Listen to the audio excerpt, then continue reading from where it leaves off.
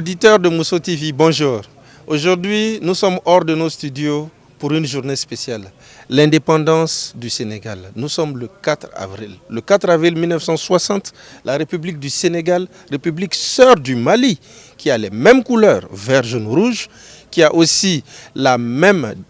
devise, un peuple, un but, une foi, célèbre son indépendance. Pour l'occasion, nous avons décidé de venir à l'ambassade de Bamako pour rencontrer l'ambassadeur qui, pendant tout l'épisode d'aujourd'hui, va vous faire découvrir les relations bilatérales et ce qui se passe, ce qui est prévu, les perspectives entre Dakar et Bamako. C'est tout de suite, c'est maintenant, c'est sur Mousso TV. Ousmane Diallo ñu koy ziar bu baax ci bés te di ko ñaanal yàlla gudd fan di ko ñaanal yàlla tawfiq bi xormati rasulillahi sallallahu alayhi wa sallam di nuyu Serigne Tako Ndiaye bu baax te di ko ziar te di ko ñaanal yàlla yan bi nga xam ne nii moom la ko si borom yan yàlla tiim boppam rek te bañ a diis te ànd ko ñëpp ñu ngi ko àndal fa tabarakallahu comme ni mu ko limee léegi. président association bi wax liiral leen statut alimentaire bi mu ngi ci bés bi man ak président Sall ak président Pape Diallo lu tax mu nekk président et président association bi ba pare avant ñuy occupé ay postes ci biir fédération bi. ba ñu jógee di leen seeti sëñ Madi ak sëñ Matar Faye ak évêque catholique yi c'était pour wax leen que ne am na benn commission bu fi nekk mais commission boobu tey ñun tuuti nañ pour jël décision ne carrément kii la ñuy jiital il faut que ñoom ñett ñu xool kan mooy jiit ba léegi nag amuñu ci réponse moo tax taxul ñu ngi toog lu ñu mën ci def rek dañuy boole ñëpp. ni ñu toogee nii di def wàcce kaamil bi catholique yi ci boppam gi nga xam ne association chrétien yi ñoo ko jiite kii moo ko jiite honoré Mbengue ñoom def nañ seen messe normalement à 10 heures pour jagleel ñaan yi waa sénégalais yi nekk Mali yëpp ak sénégalais yi nekk ci monde yi donc yal na yàlla nangu ñaan yi nga xam ne moo fi def te yombalal mission wu waa ambassade mission lañ fi nekkee mais mission boo xam ne que ne dañu créer benn dédé moom laa koy tàmm di wax excellence dañu créer dédé bu tudd Fasen bébé boobu nag ñun ñëpp yéen suñuy pap ba xale yi ndaw yi ñi nga xam ne ñoom ñooy ñëw jiite ji Fasen incha allah ku ci nekk daf ci am wàll donc di ñaan di am yéene wax na ko sànq moom lay tàmm di wax yéene bi moo gën a am solo nit ki dina bëgg a def dara tant que amuñu yéene bi te yéene boobu balaa ñu koy mooy ñu laabal laab suñu xol ñëpp ñu boole nekk benn suñu mënulee ñu am yéene def yàlla dinañu fekk si incha allah. excellence tey lu mu xartal réew dem ba Sénégal dem ba États-Unis dem ci monde bi dem Nations Unies pour defaluñu loo xam ne ñun dañ ko daf ñu bëggal pour ñu avancer tant que suñu biir comme suñu onti yoo waxee. ci suñu bunt ci diine islam ministère bi Tako Ndiaye ñi di ko ñaanal ci ak Cheikhul Khadim yéen di woyof waaye di jiital ci jotaay bi excellence ñoom nañu jàng di ko ziar bu baax di nuyu suñu bunt fii ci ambassade bi depuis di ko toog léegi muy Ablaye Sagna di kenn ci man di nuyu le président jox ñu doon joxe kàddu yi léegi di nuyu suñu liggéey di Ousmane Diallo bu baax ak suñu maman madame Diarra ñu ngi koy ci gannaaw ak soxna yi toog yëpp di nuyu bu baax sama genn wàll sama xarit ministre Omar Dieng di ko sargal ci kàddu yi ndax ni ñu ko waxee rek xulil ak loolu kan yu ra bu fekkee ne dañu ne ay sénégalais lañu di xool ci Sénégal na muy doxale ñu fas yéene di doxale noonu war nañu joxaat xàq bu baax këri diine yi ndax saa su ne bu Sénégal jaxasoo ba jaxasoo kër yi diine yi dina ko lijjanti ba barki démb ci mujj te loolu yàgg na fi am na ko def vidéo ne gis na maam ab mu dellu si waat toog mu si ñu Dakar te comme que loolu nag ba Sénégal day Sénégal ba ñu amee indépendance avant indépendance ba nëgë ni lu ñuy def këri diine yi ca la ñuy dem tàllal leen loxo ñu ñaanal leen ñun ñu nekk fii nekk ci dëkk bi ñu ko président jox bi waxee fii ñi fiy liggéey ñoo ëpp doole foofu ñu fiy tàllal loxo di ñaan. Serigne Tako Ndiaye ñi nga xam ne présenté nañ ma ko léegi ma koy félicité di rafetlu ak di ko ñaanal ndomba tànk bi nga xam ne jox nañ ko ci bopp daayira Murid di remercier ki nga xam ne moo ko jiitu di Makhtar Faye di ko félicité moom itam ci liggéey bi nga xam ne liggéey na ko ci bopp daayira bi di félicité également sëñ Kambu bi nga xam ne aussi présenté nañ ma ko léegi mu nekk jaww ji ñu des ci daayira bi jàmm di ko jiite maa ngi lay félicité yu dem bu baax di la ñaanal di félicité Serigne Omar Dieng bi nga xam ne aussi moo la jiitu ci liggéey bi nga xam ne liggéey bu rafet bi nga xam ne def na ko avant ngay jël bopp daayira di nuyu kilifa yi nga xam ne ñoo fi teew ñëpp bàyyi ma kenn am ñoo xam ne jotuma leen xam ne ndax mën naa ni atam yi presque jokkalante yi bëreetul noonu ndax Covid-19 maa ngi nuyu président Fazem Ndao Diop ak bureau bi nga xam ne moom la àndal fii Sali Samb ak Amadou Diallo ak sunu tante madame Diarra di nuyu jigéen ñi mu àndal ñëpp vraiment maag sama collaborateur yi nga xam ne ñoo nekk fii premier conseiller bi nga xam ne jiwu ñëwee yàggul di Ahmadou Lamine Touré colonel Diallo moom xam ngeen ko colonel Jaxate di mooy nekk sama wet Abdoulaye Touré Souleymane Boy madame Camara ak ambassade bi ñëpp loolu Diagne ñi nga xam ne moom tamit ñëwee yàggul major ñoom donc titre ambassade bi yëpp ñu ngi leen di nuyu di leen remercier ci teewaay mbir mi nag ñun ñëpp ñoo ko bokk suñu fête nationale bu ñu sañoon tey ambassade bi day fees dell ñu mën a ñaanandoo wàccee kaamil mais malheureusement situation bi nga xam ne moom la ñu nekk ci àdduna bi moo tax loolu mënatuñu ko mais malgré tout gaa yi ngeen lépp ñëw rawatina ñi nga xam ne nag ñoo nekkoon ci kaamil yi ñooñu vraiment amuñu seen fay parce que kaamil moom ku la ko jàngal rawatina ngeen def ko ñaari yoon vraiment mënuñu leen fay mais jéggalu nag ci yéex a ñëw bi dama ne moom colonel bu ñu paree kaamil bi vraiment jarul sax ñuy xaar mën nañu ñaan parce que ñaan moom su ko nit mën ci defee dañ ko yéene fa mu nekk dana ko jël mais ngeen daal insister pour mën ko fekkee ma ngi ci remercier bu baax a baax di ndokkeel communauté sénégalaise bi yëpp bàyyi ma kenn bis bi nag bis la boo xam ne aussi bisu fàttali ko lay doon parce que dañu nekk ci dëkk boo xam ne yàlla daf ñëw boole ñun ñëpp boole xeet yi fi nekk yëpp boole religion yi fa nekk yëpp depuis 1960 ba tey ñu am suñu indépendance ci doxal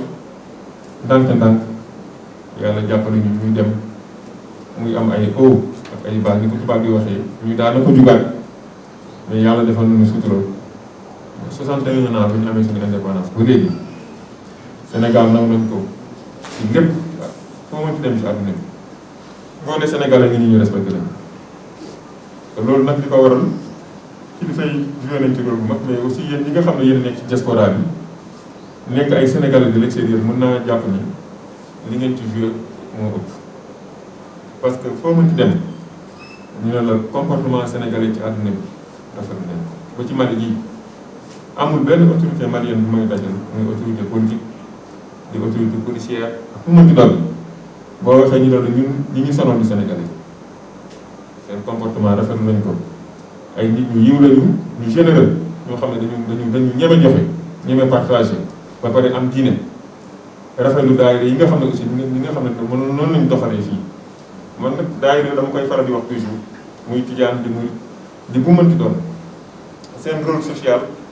dañ ko mës a nangu dama ko mës a saluer fu mënti dem ci àdduna dama koy faral di wax ba Arabie Saoudite ba ma nekkoon relation yi nga xam ne amoon nañ ko ak daayira murid ba fa nekkoon ak daayira tijaan bi relation yu sell la yoo xam ne vraiment autorité yi au plus haut niveau dañ ko rafetlu ay levier ngeen comme ni ko sëñ Omar waxee bu jàngum diine rek ay kilifa diine ngeen d'accord mais rôle social bi nga xam ne daayira ñu ngi koy joué moo ëpp fuuf man xam naa ci dara am Abidjan ba ma nekkoon ak Serigne Magoumba Thiam mi nga xam ne moom laa fa nekkaloon sëñ Abdoulaye sëñ kii Amsatou sëñ Moutala sëñ Amsatou sëñ Abdoulaye di sëñ Abdoulaye Mbacké daan ñu fa fekk daan fa def liggéey bu rafet ñu daan ànd ak ñoom dem ba Grand Bassam donc mu nekk ñoo xam ne dañuy daan jàppale ci liggéey bi ma ñëwee aussi loolu laa fekk fii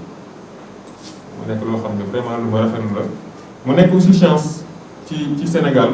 nekk chance ci Sénégalais yi nga xam ne ñoo nekk diaspora bi parce que bi ma nekkee Abidjan dama ko daan wax dafa am benn rue bu ñu daan wax avenue 16 pare nit ñi daan dem di cagaay mais Sénégalais yi nga xam ne dañ daan dugg ci yooyu yëpp daayira yi dañ leen daan récupérer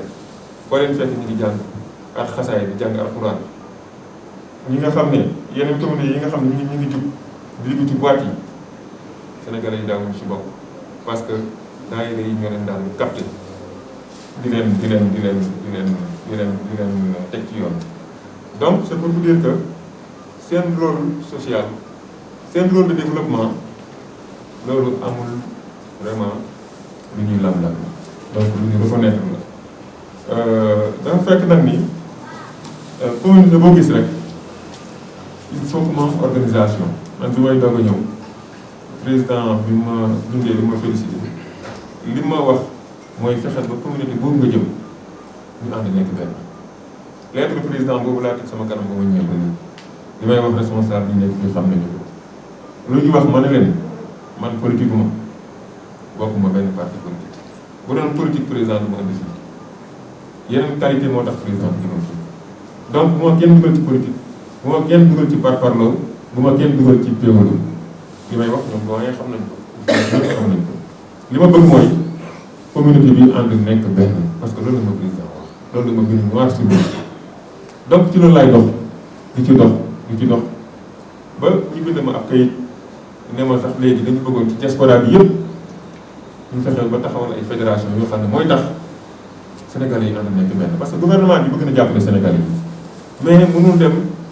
ci bunt bu nekk ku ci nekk mu fekk la fa nga toog mu am lu mu la jox il faut que nit ñi mooy dem organiser wu ci seen biir pour que ñi mën a xalaatandoo di dóorandoo di tegandoo di yëkkatindoo bu ko defee gouvernement bi mën na xam nu mu leen di jàppale. et donc bi ñu ma bindee loolu aussi wax ma ko maa woo responsable association yi fii nekk yëpp au début yombul woon parce que comprendre ñu woon lan moo doon esprit bi mais bi ñu demee ba comprendre ko ñëpp ci taxaw bi ñu koy taxawal aussi dafa am ay critères yu taxoon ñu si yoo xam ne ci lañ basé woon pour def ko parce que yombul woon li may wax ñi fi nekk xam nañ ko ci conditions yu méttee métti lañ ko taxawal dem nañ ba moment boo xam ne am na ñu ne ma dafa yow li ngay def nii est-ce que yaakaar ngeen mën na nekk mën na nekk pourtant ay Sénégal lañu ñun ñëpp Sénégal lañu ñoo war a ànd bokk ndey bokk baay tey kuy Sénégal yi dox ci mbedd mii gis Sénégal bi ci mu rànd doo ko bàyyi pourquoi dox pour nit ñi nañu ànd booloo nekk benn mu war a difficile warul métti Omar wax na ko sànq bu ñu àndee nekk benn xol yi nekk benn mais yaakaar naa ni warul jafe bu dee samaan nga nag foofu la mbir mi di compliqué et donc loolu moo indi fédération des associations sénégalaises mën naa ni ñii dama sax wañ seen bopp presque ne leen di ngeen jubóo par la force mais bi ñu demee ba ci biir ba gis ni jubóo neexee gis njariñ bi ci nekk kenn waxu leen ko ñoom ci seen bopp ñu commencé doxal maintenant lépp lu ñu gis lépp loo gis ci àdduna du xëy rek sotti man fédération yu mag a mag yi ma gis ci àdduna bi ñuy dox mais ay fédération yu am ay 30 ans nañu am ay 20 ans bii mi ngi doog a jub at rek la am mënul parfait à 100%. loo gis ñu koy taxawal lu mel nii rek ci ay failles lañu commencé. Il faut que ñun ci suñu bopp ñu mën a intelligent avec nous-mêmes xam ni dafa am objectif bu ñu tax a jóg objectif boobu mooy koom-koom communauté bi tant que am ñu nekk benn koom-koom boobu duñ ko mën a atteindre kooku moom bu yeboo sax ñu xam ni bu ñu rêvé quoi il faut que nit ñi ànd nekk benn te moo ne nekk benn bàyyi ma kenn bi ñuy taxawal FASEM sëñ Omar bi mu bàyyi ma fenn moom ci ñi ma njëkk recevoir la bokk moo ko Mokhtar Faye bu ñu waxee mën na leen ñaar dafa am yéen daayira yi da ngeen a ëmb ñëpp te dañu bëgg créer fédération boo xam ne day ëmb ñëpp donc daayira yi kenn war leen ci yitu yéen laa ñu njëkk a consulter li may defar fédération bi ci sama bureau waa politiciens yi ne leen li may taxawal nii dama leen di ñaan ngir yàlla yonent bi bu leen ci dugal politique sax boo xam ne mën naa ni situation bu opportune la xam lu tax parce que bëri yëpp dañ ko teg fii ministre de la justice bi mu fi ñëwee barki dem ci réunion bi mu fi ñëwoon daf ne ma dama amoon agenda bu chargé président si boppam moo ne ma jugal dem te li mu wax ministre yi ci biir conseil des ministres daf ko leen Mali léegi dafa xel du leen dem kon donc cela veut dire que président bàyyi na xel Mali gouvernement bi bàyyi nañu xel Mali donc ñun ñoo ci war a profité bu ñu paree ci mutuelle bii paree ci coopérative bii li ma doon wax keroog madame Mbacké mooy xaalis bi ñuy jël di ko financé jigéen ñi di leen jox ay 500 000 ak ay 100 000 ak ay 200 000 ñu koy lekk généralement du ñu mën a rembourser wala boog ku ci jël aussi boo mënee activité ñaari weer ñetti weer mu sooxee xaalis ba nax saay ba ñu commencé ba léegi dugal nañ fi 171 millions mais est-ce que am na kenn ku sentir 171 millions yooyu ban njëriñ la am fii mu ne ma déet ma ne ko prochainement li ñuy def mooy da nga ma koy teel a wax ma wax ak communauté bi am na ay transporteurs am na lépp on va monter une agence de transport agence de voyage boo xam ne communauté bi dana mën a am au moins pour commencer ñaari bus benn bus boo xam ne day départ Bamako benn bi di départ Dakar ah ñuy def navette mais bus bu nekk buy génnee 1 million par semaine mais 2 millions la par semaine ci ñaari bus yi 2 millions par semaine remboursé na déjà en un mois li nga xam ne financement bi nga xam ne kii def na ko FAIRE def na ko communauté bi des ak bisam femmes yi nee naa leen bu ñu demee ba taxaw centrale d'achat la bëgg ñu taxawal ko parce que képp kuy jóge Sénégal ñëw di jënd si des fois nga ñëw fii réer ñu nax la nangu sa xaalis des fois nga jokkoo ak ñoo xam ne dañ lay lu nga jaay sax di nga bëgg mais suñu jigéen ñi nga xam ne ñoo fi nekk xam fii bu ñu mënee créer seen centrale d'achat boo xam ne day créer lépp luy produit bu jigéen ñi jóge Sénégal ak góor ñi jóge Sénégal ñëw di jënd si ñu mën leen accueillir donc c'est pour vous dire que li fi nekk ci projet bëri na waa plateforme Mbaye Sawar barki démb nee nañ ma bu ñu ci biir koor gi wala xëy na bu koor gi jeexee danañ fi ñëw ànd ak waa ONFP képp kuy artisan avant boobu dañ def réunion waxtaan ci képp kuy artisan ñu mën na former suñu artisan yi mën nañ liggéey xarañ nañ mais am na formation yu bees yoo xam ne ni bu ñu ko amee seen liggéey ci lay gën a taxaw donc loolu yëpp occasion la parce que dañu nekk tey ci fête nationale démb président dafa def discours à la nation wax Sénégal fi mu ko bëgg a jëmee ñun tam ñëw nañu fi waxtaan wàccee kaamil ñaan comme ni ko sëñ bi waxee ñaan rek mën nañ ko boole aussi ak loo xam ne ni dana gën a kii dana gën a leeral xel yi ñu ñaan aussi suñu borom montali ñu projet yi nga xam ne nii su nañ ko donc ngeen xam ni ambassade bi li ko tax a jóg mooy taw féexu communauté sénégalaise bi wante pour bañ a guddal li ma leen di ñaan bismillahi rahmani rahim قل هو الله احد الله الصمد لم يلد ولم يولد ولم يكن له كفوا احد بسم الله الرحمن الرحيم قل هو الله احد الله الصمد لم يلد ولم يولد ولم يكن له كفوا احد بسم الله الرحمن الرحيم قل هو الله احد الله الصمد لم يلد ولم يولد ولم يكن له كفوا احد بسم الله الرحمن الرحيم خلق الناس الذي خلق ومن شر ما خلق ومن شر حاسد اذا وقب ومن شر النفاثات في العقد ومن شر حاسد اذا حسد بسم الله الرحمن الرحيم خلق رب الناس ملك الناس اله الناس من شر الوسواس الخناس الذي يوسوس في صدور الناس من الجنة والناس بسم الله الرحمن الرحيم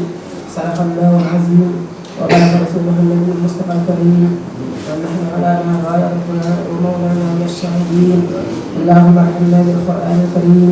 وانفعنا بالايات والذكر الحكيم واجعله لنا حجة يوم الدين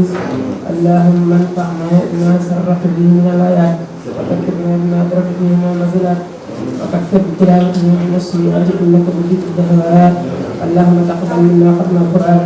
وتجاوز عنا ما كان في تلاوته من سهو ونسيان أو تحريف أو تقديم أو تأكيد أو زيادة أو نقصان أو تأويل على خير ما أنزلته أو غيره. Je suis M. Biram Mbagnick Diagne. Je suis ambassadeur du Sénégal au Mali depuis juillet 2018. Donc bientôt 3 ans, au mois de juillet prochain, je ferai ici 3 ans. Avant de venir au Mali, j'étais ministre conseiller à l'ambassade du Sénégal en Arabie Saoudite où j'ai fait 7 ans. Auparavant, j'étais premier conseiller à l'ambassade du Sénégal en Malaisie, à Kuala Lumpur. Et avant ça, j'étais chef de division à la direction des organisations internationales. Et avant, j'ai fait un séjour de 6 ans à Abidjan comme deuxième conseiller. Et donc, je suis diplomate de carrière et juriste de formation de base. J'ai eu mon master à l'université Cheikh Anta Diop et mon diplôme d'études approfondies à l'université Cheikh Anta Diop de Dakar. Donc voilà, résumé un peu mon parcours académique et professionnel. Étant ambassadeur au Mali, on a eu à faire beaucoup de choses, mais je vais retenir principalement la grande commission mixte sénégalo-malienne qui a été tenue récemment à Dakar. C'est la 13e session, alors que la 12e ne s'est pas tenue depuis 10 ans. Et donc on a tenu cette session à Dakar, une session qui a été l'occasion de signer 11 accords entre les deux pays. Ça a été un grand événement qui vient couronner vraiment 2 ans d'efforts. Et donc, étant nouveau ambassadeur, quand je suis venu aussi en juillet 2018, compte tenu des relations que nous avons avec le Mali, des relations fraternelles, culturellement très fortes et historiquement très ancrées, j'ai donné un intérêt particulier à la culture. J'ai voulu qu'il me serve de levier pour tirer vraiment les relations entre les deux pays au plus haut niveau. C'est ça qui m'avait poussé à organiser en mai 2019 les premières journées culturelles sénégalo-maliennes. C'était un événement vraiment qui alliait culture et développement, parce que on en a profité non seulement pour mettre en exergue les différentes facettes culturelles que nous partageons, mais également on a organisé en marge un grand forum économique qui nous a permis en tout cas de consolider les bases que nous avons déjà, parce que comme vous le savez, le Sénégal accueille presque 70% du fret malien, mais vous n'êtes pas sans savoir aussi qu'il y a beaucoup de problèmes dans le corridor Dakar-Bamako. Et donc cette journée économique a été l'occasion d'échanger entre les acteurs économiques sénégalais et maliens. Toute l'administration sénégalaise intervenant dans le corridor était là et toutes les parties maliennes qui interviennent dans le corridor étaient là. Ça a été des discussions à bâton rompu et une session au terme de laquelle un accord d'ailleurs avait été signé entre les deux chambres de commerce. Et nous comptons revenir sur un tel événement au mois de juin prochain. Nous comptons vers la fin du mois de juin organiser la 2e édition, mais cette fois-ci à Dakar, la 2e édition des journées culturelles sénégalo-maliennes. C'est une journée qui sera tenue dans le cadre de la foire internationale des produits africains. C'est une foire qui a pour objectif de mettre en valeur le savoir-faire local africain. Et le Mali sera le pays invité d'honneur à cette importante foire. Et toujours dans le cadre de cette foire, la FIPA, on va tenir aussi la 2e édition du Forum économique sénégalo-malien. On a commencé à y travailler avec le privé malien, avec l'administration malienne, et là, nous sommes vraiment sur la bonne voie. Donc c'est juste en résumé, et sans compter maintenant les différentes visites bilatérales qui ont eu lieu, la visite du président Bandaou à Dakar, et donc on peut dire beaucoup de choses. Mais la coopération, globalement, se porte à merveille. Merci beaucoup. Le 4 avril, comme toutes les dates qui célèbrent l'accession d'un pays à la souveraineté internationale, est une date symbolique, une date historique, qui marque, comme je l'ai dit tantôt, l'avènement de ce pays à la souveraineté internationale. Et donc, c'est une date qui permet de se rappeler vraiment des efforts, j'allais même dire sacrifices consentis par nos anciens, les anciens combattants qui se sont battus pour que notre pays, le Sénégal, puisse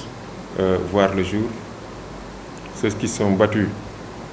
pour que ce pays puisse vivre dans l'unité, la paix et la cohésion sociale, pour que notre démocratie soit consolidée, pour que ce pays puisse rayonner sur le plan régional et sur le plan international. Nous leur devons beaucoup. Le flambeau qu'ils nous ont transmis devrait être maintenu au plus haut. Et donc aussi, c'est des moments de rappel. Rappeler à la nouvelle génération que vous avez eu des aînés qui vous ont légué un héritage historique lourd qu'il faut préserver, qu'il faut maintenir, et que le flambeau doit être tenu au plus haut niveau afin que les générations futures aussi puissent le tenir au plus haut niveau. Donc c'est un moment de communion, d'union nationale, de rappel des valeurs communes que nous partageons, et donc un moment vraiment très fort dans la vie d'une nation, qui nous permet d'oublier toutes nos divergences, qui nous permet vraiment d'aller à l'essentiel avec le développement économique et social de notre pays, l'union nationale, la cohésion sociale et la consolidation de notre démocratie. D'abord, vous me permettez de remercier les autres autorités maliennes, les opérateurs maliens, pour le choix porté sur Dakar, qui n'est pas un choix fortuit, parce qu'entre le Sénégal et le Mali, nous sommes liés fortement par des liens culturels très forts. Un Malien qui quitte Bamako pour aller à Dakar, il se sent chez lui. Nous aussi qui sommes ici à Bamako, nous nous sentons chez nous. Et donc, à mon avis, c'est un choix naturel. Un Malien préfère Dakar, préfère le Sénégal, parce que d'abord, il est lié au Sénégal par des relations de parenté, des relations familiales, je veux dire. Donc, en plus de cela, quand même, depuis plus de 10 ans, effectivement, que cette tendance a commencé, les autorités sénégalaises ont été très conscientes du fait qu'on doit œuvrer pour satisfaire la clientèle malienne, parce que c'est notre premier client sur le plan commercial, et que nous devons faire tout pour que qu'il n'y ait aucun problème particulier. Des problèmes, peut-être, ça peut ne pas manquer, mais qu'on fait tout pour les amoindrir. Et là, le gouvernement, en mettant ici une installation à la représentation du port, a voulu être plus proche des opérateurs maliens, pour que cette représentation soit là, ses yeux et ses oreilles, écouter les opérateurs, recueillir leurs aspirations et les porter aussi au plus haut niveau. Et là, je vois que ça marche, parce que quand même, nous avons des relations très fortes qui lient cette représentation et ces autorités aux opérateurs maliens qui sont là. Mais ça ne suffit pas, parce que, comme je l'ai dit tantôt, au niveau du corridor, il y a souvent des tracasseries, il y a beaucoup de tracasseries. Et donc, les autorités sénégalaises compétentes sont en train de réfléchir pour voir comment, en tout cas, améliorer le trafic. Déjà, comme je l'ai dit, lors de la première édition des journées économiques qui sont tenues ici à Bamako, les deux chambres de commerce, et le port de Dakar et le COSEC, le Conseil sénégalais des stagiaires, ont eu à signer quand même une convention avec les opérateurs maliens qui ont à l'occasion, qui avaient à l'occasion posé beaucoup de doléances, et les gens en ont tenu compte. Et entre-temps, ça fait maintenant 2 ans, beaucoup d'améliorations ont été faites. Et j'en veux pour preuve les travaux de réhabilitation qui sont en train d'être faits actuellement et qui vont être finalisés dans quelques semaines, du MOL 3 qui accueille les marchandises maliennes. Un financement de 21 milliards a été fait en 1 an et demi sur ce MOL pour permettre aux marchandises qui vont vers le Mali et dans l'Interland, et le Mali principalement, d'être accueillis dans de bonnes conditions et d'être traités en toute célérité. En plus de ça, nous avons entrepris au niveau gouvernemental aussi la mise en place d'un port. En plus du port de Dakar, il y a le port de Ndayane qui est aujourd'hui en train d'être construit. Et ce port a l'avantage d'être encore plus proche du Mali, parce que Ndayane se trouve à Kaolack, qui est à mi-chemin entre Dakar et le Mali. Et donc, la finalisation de ce port permettra aux opérateurs non seulement d'être plus proche du moins des ports sénégalais, mais ça permettra aussi d'amoindrir les coûts et les charges liées au transport, et ainsi de suite. Mais ce n'est pas la seule initiative que le gouvernement a entreprise du moyen. En plus du chemin de fer, les deux parties sont en train de travailler pour sa réhabilitation et peut-être même la construction de lignes plus modernes dans les années à venir. En plus de cela, il a été décidé du côté du Sénégal d'installer un port sec à Tambacounda. Tambacounda, c'est la frontière. Tamba et Kaï, c'est quelques kilomètres. Donc, ça permettra aussi aux opérateurs maliens, au lieu d'aller jusqu'à Dakar, ou bien même avant jusqu'à Ndayane, d'arrêter à Tamba. Les marchandises seront parquées là-bas dans des conditions quand même meilleures, et ils seront épargnés des tracasseries routières et autres, donc qui alourdissent du moins les charges liées au transport. Et donc voilà en tout cas ce que je voulais dire pour rassurer les autorités maliennes, rassurer les opérateurs économiques maliens, pour leur dire que le président de la République, Macky Sall, le gouvernement du Sénégal accorde un intérêt particulier au Mali. Et on verra très prochainement que dans les relations entre ces deux pays, amis et frères, il y aura beaucoup plus d'avancées que nous avons actuellement. Merci beaucoup. Vous savez, ces questions de sécurité sont devenues des questions cruciales. La sécurité, c'est un préalable pour nos pays. Sans sécurité, on ne peut pas prétendre au développement. On ne peut prétendre à rien du tout. Et il se trouve qu'actuellement, le Sahel, la région du Sahel, est infestée de groupes armés. L'insécurité est ambiante et presque tous nos pays sont menacés. Et donc, au lieu d'attendre que le mal atteigne un niveau presque irrécupérable, mais il faut qu'on mène la réflexion pour déjà endiguer la menace qui est là et voir comment anticiper sur les menaces futures. Et donc c'est ça qui quand même en dessous de la tenue de ce forum. Et je vois que des résultats quand même très importants ont été obtenus. Rien que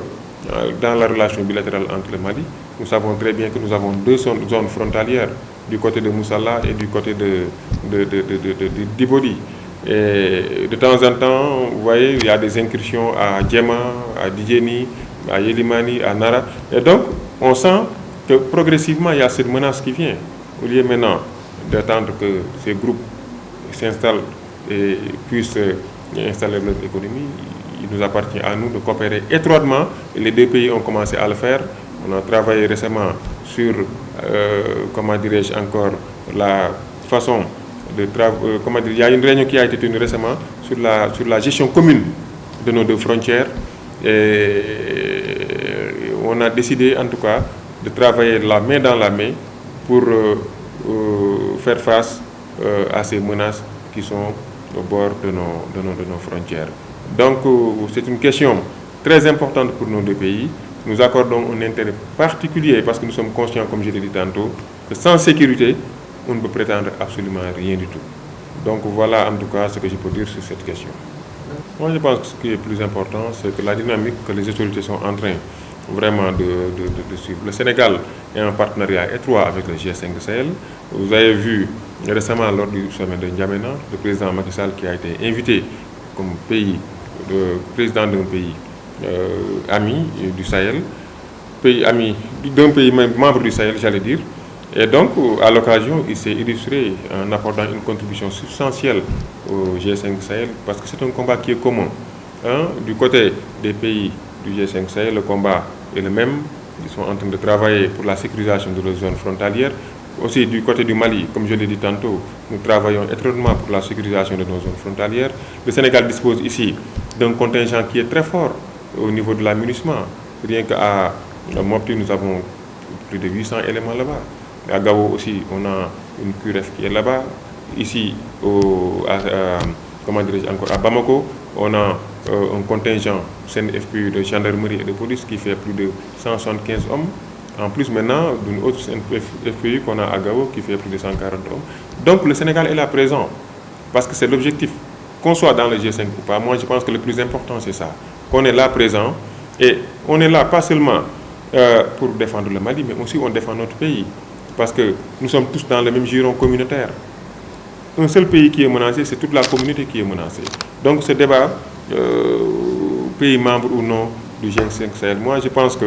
ce n'est pas le plus important. Le plus important, c'est que le Sénégal est aux côtés de ses alliés, il est à côté du Mali, il est à côté de tous les pays qui sont dans la sous-région, dans le cadre de la CEDEAO, comme dans le cadre de l'UEMOA, pour combattre ce fléau qui nous préoccupe tous, qui est le terrorisme. Donc voilà en tout cas ce que je peux dire sur cette question. Ce que je peux dire d'abord, c'est de souhaiter bonne fête de l'indépendance à toute la communauté sénégalaise basée au Mali, à tous les Sénégalais de la diaspora et au peuple sénégalais, comme l'a fait hier le président de la République Macky Sall. Que le Tout-Puissant accorde à notre pays une paix absolue, une paix sociale, la cohésion sociale, une fraternité entre frères sénégalais. Cette fraternité qui nous a tenus, qui nous a toujours réunis autour de l'essentiel. Ce moment est un moment historique qui nous rappelle les valeurs communes que nous avons, des valeurs que nous ont léguées nos anciens, comme je l'ai dit tantôt, et que nous devons consolider à jamais. Le peuple sénégalais, par son génie, saura conserver et consolider ces valeurs qui nous ont toujours caractérisés et qui nous valent le respect, la considération partout dans le monde entier. Donc li ma bëggoon wax rek mooy di nuyu sama mbokk yëpp mbokku sénégalais yi nga xam ne ñu ngi fi bis bii bis bu màgg la ci la ñuy feete sunu indépendance mu nekk bis boo xam ne nii aussi bisu fàttaliku la fàttaliku ñi nga xam ne ñoo xeex ba tey ñu am sunu indépendance ñi nga xam ne ñoo xeex ba tey dëkk bi ànd nekk benn Sénégal yëpp bokk ndey bokk bàyyi ñi nga xam ne ñoo tax tey ñu mën a dëkk ci ànd ak respect bu mat ñi nga xam ne ñoo tax tey Sénégal fu mu taxaw rek boo ne Sénégalais la ñu jox la cër donc ñooñu dañ leen amee njukkal et donc ñun ci ñooñu la ñu war roy Sénégal am nañ ay royukaay donc damay ñaax toute la communauté sénégalaise ñu xool ci ñooñu tout le peuple sénégalais ñu xool ci ñooñu ñun yàlla defal nañu may ñu ay nit ñu baax ñoo xam ne vraiment dañ leen di sant fu ñu toll di leen ñaanal loolu ñu ko am bëriwul et donc nañu góorgóorlu ba li nga xam ne ñoo ko bokk muy les valeurs communes yi nga xam ne ñoo ko bokk yàlla defal nu ko ñu fexe ba mu sax ba faaw yàlla na yàlla saxal jàmm ci réew mi ma cee profité nag pour souhaiter joyeuse fête de Pâques suñu mbokku chrétiens yi nga xam ne ñoom tey ñu ngi koy féete mën naa ni sax du ñoom rek ñoo koy féete ñun ñëpp ñoo koy féete parce que Pâques fête musulmane la fête chrétienne la Sénégal ñëpp bokk ndey benn bokk bàyyi li nga xam ne mooy am vendredi saint ñëpp gis nañ ko li muy wane rek mooy fraternité bi nga xam ne moo am entre musulmans et chrétiens dialogue islamo-chrétien lu am solo la loo xam ne Sénégal exemple la ci àdduna bi ñuy profité ci moment bi di ñaan yàlla mu sax di ñaanal suñu mbokku chrétiens yi bépp ñaan boo xam ne nii ñaan nañ ko ci fête bi suñu borom nangu ko yàlla na yàlla saxal jàmm ci diggante kër diine yépp saxal jàmm ci diggante sénégalais yi saxal jàmm fépp fu doomu aadama nekk yàlla na yàlla defal jàmm. Fidèles téléspectateurs de Mousso TV, c'était donc votre édition spéciale sur le Sénégal. Comme vous l'aviez vu, on a échangé avec Excellence. Il nous a donné tous les détails, les défis du moment. Cette émission, vous pouvez la retrouver sur Mali Vision, le décodeur de toujours, à la chaîne 254, aussi sur YouTube, où nous avons notre page officielle, et enfin sur notre page Facebook. Merci et à un prochain épisode. Bonne fête au Sénégal.